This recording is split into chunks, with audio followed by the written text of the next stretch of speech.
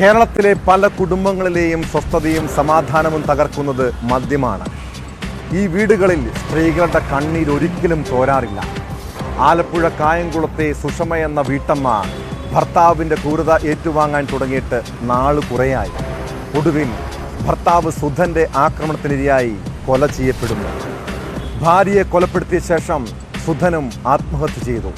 കായംകുളത്ത് ദമ്പതിമാരെ മരിച്ച നിലയിൽ കണ്ടെത്തിയ കേസിൽ പോസ്റ്റ്മോർട്ടം റിപ്പോർട്ടിലാണ് വിവരങ്ങൾ പുറത്തു വന്നത്.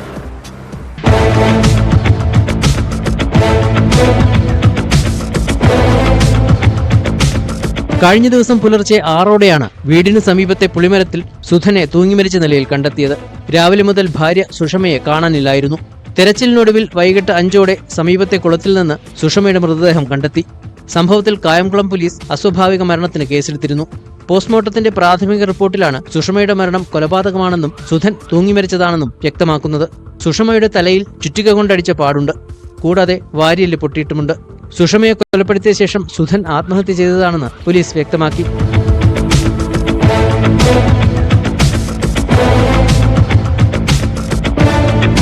സുഷമ വീട്ടുജോലികൾ ചെയ്തും സുധൻ കൂലിപ്പണി ചെയ്തുമാണ് ജീവിതം പുലർത്തിയിരുന്നത്. സുധൻ ദിവസവും മദ്യപിച്ച് പ്രശ്നം ഉണ്ടാക്കാറുണ്ടായിരുന്നുവെന്ന് നാട്ടുകാരും പോലീസും പറയുന്നു. മുമ്പ് പലതവണ ഇയാൾ സുഷമയുടെ തലയ്ക്കടിച്ച് പരിക്കേൽപ്പിച്ചിട്ടുണ്ടെന്നും പോലീസ് പറഞ്ഞു. ഇരുവരുടെയും മൃതദേഹം ബന്ധുക്കൾക്ക് വിട്ടുകൊടുത്തു.